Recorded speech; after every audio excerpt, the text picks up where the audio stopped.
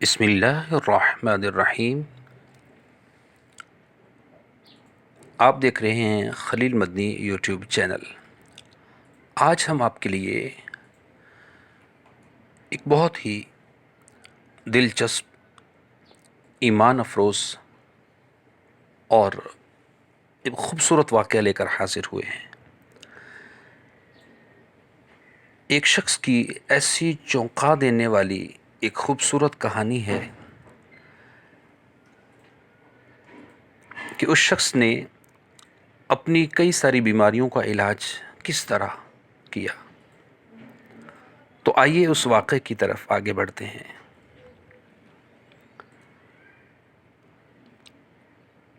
اس شخص کا کہنا ہے کہ مجھے خود سائنس کا مسئلہ تھا اور الرجی کی پرابلم تھی۔ بار بار چھینکیں آتی تھیں، ناک سے پانی بے انتہا بہتا تھا اور تقریباً 15 سال سے یہ مسئلہ چلا آ رہا تھا، جو کہ لڑکپن میں ہی شروع ہو گیا تھا۔ ایک دن اتفاق سے ایک مسلمان ڈاکٹر کی ویڈیو دیکھی جس میں اس نے بتایا کہ دماغی کمزوری کو دور کرنے کا واحد طریقہ طویل سجدہ کرنا ہے، لمبا سجدہ کرنا ہے۔ یہ معلومات میرے لیے نئی تھی، لیکن دلیل کے طور پر ڈاکٹر صاحب نے یہ بھی کہا کہ ہمارا جو دل ہوتا ہے، ڈاکٹر صاحب نے یہ بھی کہا کہ ہمارا دل کشش ثقل یعنی گریوٹی کے خلاف خون کو دماغ تک اتنے ٹھیک طریقے سے پمپ نہیں کرتا کہ جتنا جب ہم سجدے میں چلے جاتے ہیں تب کرتا ہے۔ یہ بات تو بھلی معلوم ہوئی۔ پھر ان ڈاکٹر صاحب کی مزید کچھ ویڈیوز دیکھیں تو معلوم ہوا کہ میری اپنی پرابلم رائنٹس والی الرجی ہے، اور اس کا حل بھی یہی ہے، کیونکہ دماغی کمزوری کی وجہ سے ہمیں یہ پرابلم ہوتی ہے۔ بہرحال چونکہ ادویات کا استعمال تو کر ہی رہا تھا، سوچا کہ اس پر بھی توجہ کے ساتھ باقاعدہ عمل کر کے اس طریقے کو بھی آزما کر دیکھ لیتا ہوں۔ آپ یقین جانیے، میری 15 سالہ پرابلم، یہ 15 سالہ پرانی اس بیماری اور الرجی کا مسئلہ تو 1 ماہ میں ہی لمبا سجدہ کرنے سے حل ہو گیا، الحمدللہ۔ چونکہ نماز تو الحمدللہ پڑھتا ہی تھا،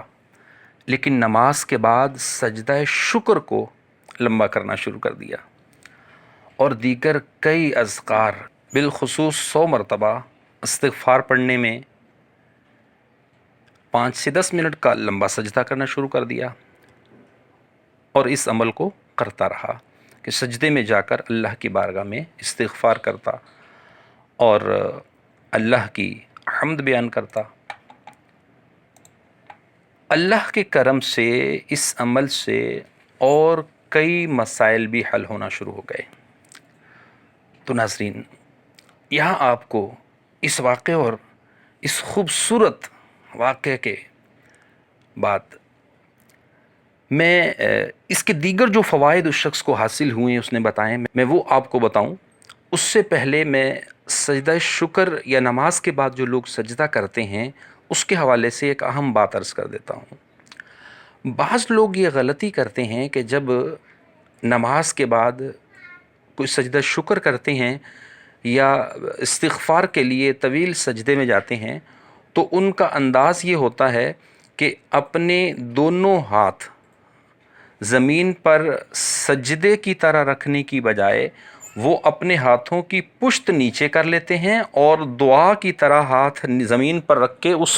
اس ہاتھوں کے بیچ میں اپنا ناک اور منہ رکھ کے سجدہ کرتے ہیں۔ تو یاد رکھیے گا، یہ طریقہ درست نہیں ہے، یہ غلط ہے۔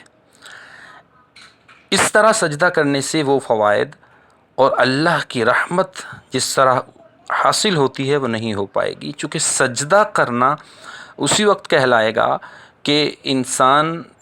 کو اللہ نے, مسلمان کو اللہ نے جس طرح شریعت اسلامیہ میں سجدہ کرنے کا حکم دیا ہے کہ اس کی پیشانی زمین پر لگے، اس کا ناک زمین پر لگے اور دونوں ہاتھوں کی ہتھیلیاں زمین پر لگی ہوں، اور پاؤں کے جو انگلیاں ہیں وہ پورے ہیں وہ بھی زمین پر اسی طرح دبے ہوں، اور اللہ کی بارگاہ میں وہ پراپر سجدے کی کیفیت میں رہ کر یہ عمل کرے، اور اس کنڈیشن میں ہی اس کو دینی دنیاوی فوائد و ثمرات بھی انشاءاللہ حاصل ہوں گے۔ تو آئیے میں آپ کو وہ چند فوائد بتاتا ہوں کہ انشاءاللہ آپ بھی یہ عمل کریں گے تو اللہ آپ کو ضرور ان فوائد سے حصہ عطا فرمائے گا۔ نمبر 1، چہرہ خون کی سپلائی کی وجہ سے تازہ رہنے لگے گا اور حسن و جمال میں اضافہ ہوگا۔ یقین مانیں اس چیز کو پڑھنے اور سننے کے بعد ایک عجیب لطف آتا ہے کہ ہاں واقعتاً جو لوگ نمازی ہوتے ہیں، پرہیزگار ہوتے ہیں، عبادت گزار ہوتے ہیں، ان لوگوں کے چہرے کیسے نورانی ہوتے ہیں، خوبصورت ہوتے ہیں، تو اللہ ان کو اس سے حصہ بھی عطا فرماتا ہے۔ دوسری چیز، بڑی عمر کے اثرات تقریباً ختم ہونے لگتے ہیں۔ یعنی آپ اس چیز کے اندر ایک بات عرض کروں گا کہ آپ نے دیکھا ہوگا ایسے لوگ کہ جو نمازی اور پرہیزگار ہوتے ہیں، اللہ پر توکل بڑا ہوتا ہے، وہ سجدہ طویل کرتے ہیں، تو ان کو ڈپریشن بھی کم ہوتا ہے، ان کے چہرے بھی نورانی ہوتے ہیں، ان کی عمر اور ان کے چہروں پر حشاشیت رہتی ہے، اور وہ بہت جلد اس طرح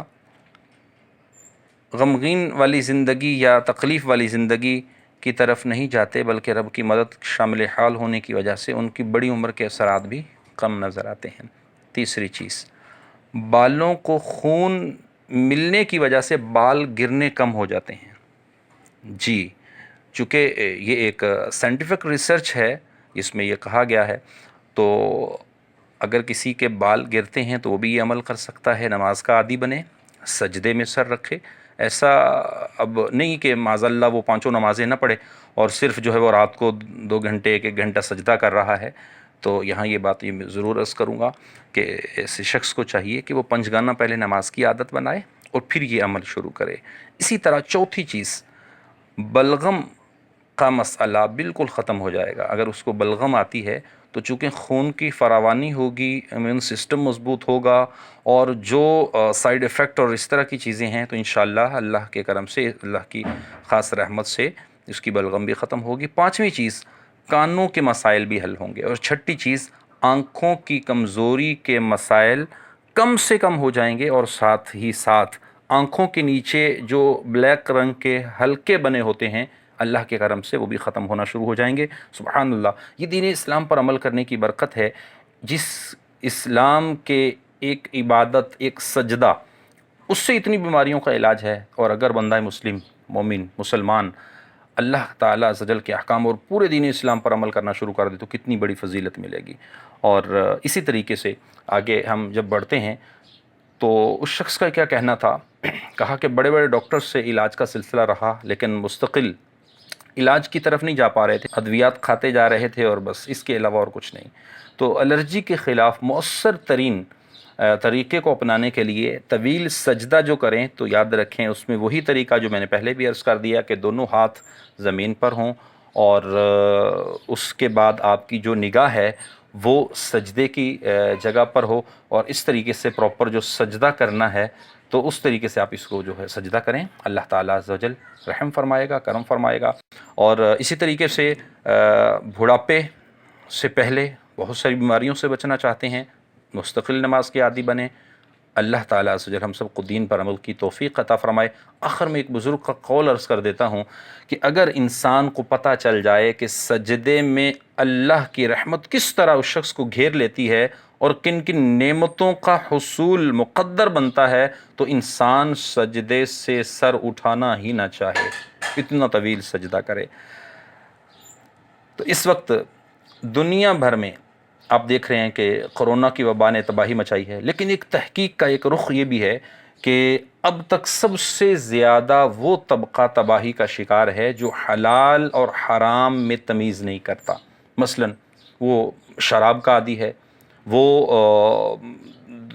ہر جگہ پر معاذ اللہ ان کے ہاں کوئی رشتے کا کانسیپٹ نہیں ہے، اور ہر جگہ جو ہے وہ اپنے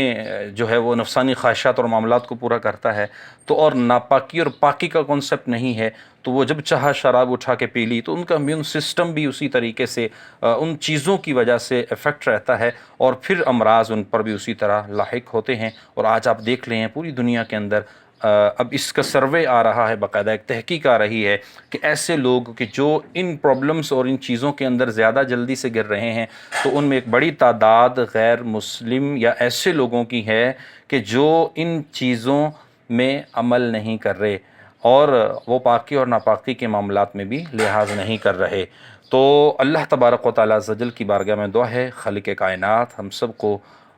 جو ہے وہ دین اسلام پر عمل کی توفیق عطا فرمائے۔ اور یہ ایک حقیقت ہے کہ یہ وبا مسلمانوں کے لیے آزمائش ہے، عذاب نہیں ہے۔ عذاب تو صرف کفار کے لیے ہے جو ہمیشہ ناپاک رہتے ہیں۔ تو سوچئے اسلام کیسا پیارا مذہب ہے۔ اپنے دوستوں تک اس ویڈیو کو شیئر کیجئے گا۔ اللہ نگہبان، اللہ ہم سب کا حامی و ناصر ہو۔ مزید ویڈیوز کی اپڈیٹ کے لیے علامہ خلیل مدنی صاحب کے YouTube چینل کو سبسکرائب کیجئے اور بیل آئیکن پہ ضرور کلک کیجئے تاکہ مزید ویڈیوز آپ تک پہنچتی رہیں۔ جزاک اللہ۔